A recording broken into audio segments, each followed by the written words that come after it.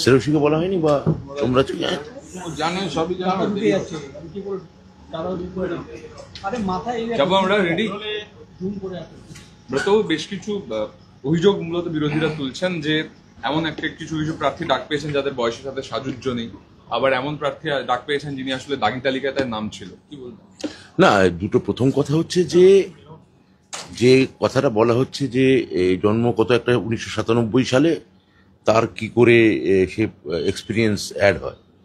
এবার ঘটনা হচ্ছে যে এটা তো অনলাইন অ্যাপ্লিকেশন জমা পড়েছে, হয়তো সে মানে এক্সপিরিয়েন্স হয়তো কিন্ডারগার্টেন স্কুলে চাকরি করেছে সেটাও লিখে দিয়েছে। বা দ্বিতীয় কথা যেটা যে ফিজিক্যালি হ্যান্ডিক্যাপড, সুপ্রিম কোর্টে একটা নির্দেশ ছিল বসতে পারে, এটা একজনের ক্ষেত্রেই হয়েছে। দুটো ঘটনা এক এক করে হয়েছে, মানে দুটি পৃথক ঘটনা।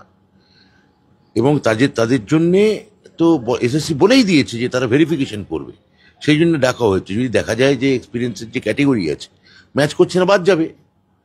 আর ফিজিক্যালি হ্যান্ডিক্যাপড, সেটা লয়ারের সঙ্গে আমরা কথা বলেছি, অ্যাকচুয়ালি ফিজিক্যাল হ্যান্ডিক্যাপড বসতে পারে কি পারে না সেটা সুপ্রিম কোর্টের রায় খতিয়ে দেখা হচ্ছে।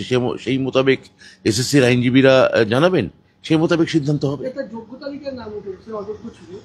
না, ফিজিক্যালি হ্যান্ডিক্যাপ সুপ্রিম কোর্টের একটা রায় অনুযায়ী এরকমটা বলা ছিল, তো সেটা আমরা লয়ার ভেরিফিকেশন আমরা করাচ্ছি যে ফিজিক্যালি হ্যান্ডিক্যাপটাও বসতে পারে কিনা। অযোগ্য হওয়া সত্ত্বেও হ্যাঁ, আজকে আবার মামলা দায়ের হচ্ছে অমৃতা।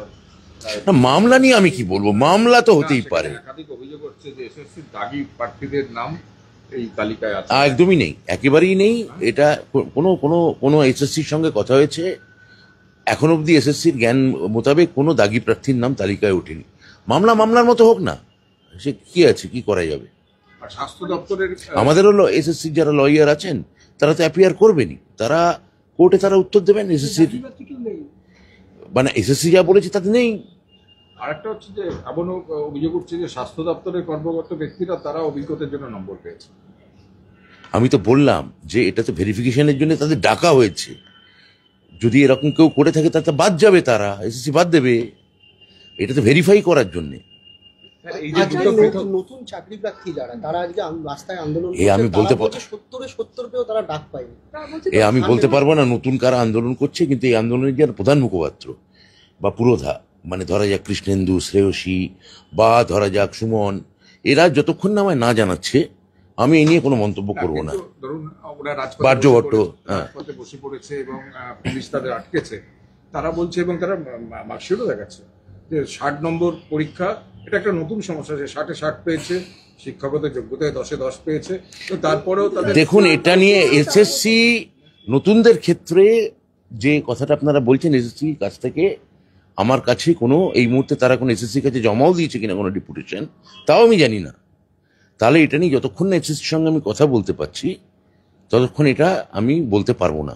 এই যে দুটো জমা দিতে চাইছিল, বিকাশ ভবন অভিযান করতে চাইছিল, আজকে ওদের উন্নয়ন ভবনের সামনে এখন আটকে রাখা হয়েছে। না, আমার মনে হয় যে ওরা কি বলছেন আমি তো জানি না, তো এসএসসির কাছে নিশ্চয়ই তারা কোনো একটা কিছু জমা দেবে। ওরা সিট বাড়ানোর দাবি করছে, এটা কি বাড়বে? প্রথম কথা হচ্ছে যে মানে ওদের যারা তারা আগে পরীক্ষায় বসুক না, ইন্টারভিউ দিক, প্রসেস শেষ হোক। আমার সঙ্গে মুখ্যমন্ত্রীর ভ্যাকেন্সি বাড়ানো নিয়ে একটা নিশ্চয়ই আলোচনা হয়েছে, কিন্তু সেটা যতক্ষণ না কোনো প্রসেস শেষ হচ্ছে এই নিয়ে কোনো আইনিভাবে কোনো পাকাপোক্ত কোনো কথা আমি এখানে বলতে পারি না। যোগ্য চাকরিহারা যারা চাকরি হারালো আর কি, তাদের জন্যই মূলত কথা হয়েছে যে সেটা সরকার বিবেচনা, মানে মন্ত্রিসভা বিবেচনা করে দেখবে। এই যে দুটো পৃথক ঘটনার কথা আপনি বললেন, এই দুটোর উদাহরণ দিয়ে বিরোধীরা বলছে যে পুরো প্রক্রিয়াতে আবার দুর্নীতির ছোঁয়া লেগে গেল। বিরোধীরা কি বলছে, কি যায় আসে, মামলা তো করেছে, মামলা ফলাফল দেখে নিন। আমি তো মামলা ওয়েলকাম করছি, মামলা হোক না। আরেকটা অভিযোগ রয়েছে যে অনেকে 1997 সালে 98 সালে জন্ম, তারাও এক্ষুনি উত্তর দিলাম, যে এক্ষুনি বললাম যে ভেরিফিকেশন হবে, হয়তো কিন্ডারগার্টেনে চাকরি করেছে সেটাও হয়তো লিখে দিয়েছে, এক্সপিরিয়েন্স জানি না তো। সিট বাড়ানোর যে মুখ্যমন্ত্রীর সঙ্গে কথা হচ্ছে, সেটা কাদের জন্য, এটা এখন বলতে পারবো না। এটা যতক্ষণ পুরো প্রসেস শেষ হবে আমরা পুরো দেখবো যে যোগ্য সত্যিই কেউ বাদ গেলেন কিনা, কতজন এখনো আমরা জানি না। এখন এরপর 9-10-এর রেজাল্ট বেরোবে। যোগ্য, এই পুরো প্রসেস শেষ হওয়ার পর যোগ্য যদি কেউ বাদ যান তাদের ক্ষেত্রে আমি তো বারবার বলছি সরকার সহানুভূতিশীল এবং মুখ্যমন্ত্রীর সঙ্গে আমার ভ্যাকেন্সি বাড়ানোর একটা প্রাথমিক পর্যায়ে কথা হয়েছে, কিন্তু সেটা যতক্ষণ আমরা আইনি পরামর্শ পাচ্ছি ততক্ষণ এটা নিয়ে আমরা কোনো পাকাপোক্ত কথা বলতে পারি না। তবু শেষ প্রশ্ন, এই যে ফিজিক্যাল হ্যান্ডিক্যাপ যিনি ডাক পেয়েছেন তিনি দাগি, তার নাম দাগি তালিকায় আছে। আবার সুপ্রিম কোর্ট এটাও বলেছে যে কোনো ফিজিক্যাল হ্যান্ডিক্যাপ থাকলে আদার কনসেশন তাকে দেওয়া যেতে পারে। আপনারা কি এই পুরো ব্যাপারটা খতিয়ে দেখছেন? এই পুরো প্রসেসটাই যারা ফিজিক্যালি হ্যান্ডিক্যাপ্ট তাদের ক্ষেত্রে সুপ্রিম কোর্টের রায় কি, রায়ের সত্যি করে নির্দিষ্ট করে কোনো ডিরেকশন আছে কিনা, এবং আমাদের লয়ারদের বক্তব্য কি, ফিজিক্যালি চ্যালেঞ্জড যারা তাদের ক্ষেত্রে এটা দেখে তার ক্ষেত্রে সিদ্ধান্ত নেওয়া হবে। কিন্তু যার ক্ষেত্রে এক্সপিরিয়েন্স বলছেন সেটা যদি এরকম হয়ে থাকে সেটা অবশ্যই সে বাদ যাবে।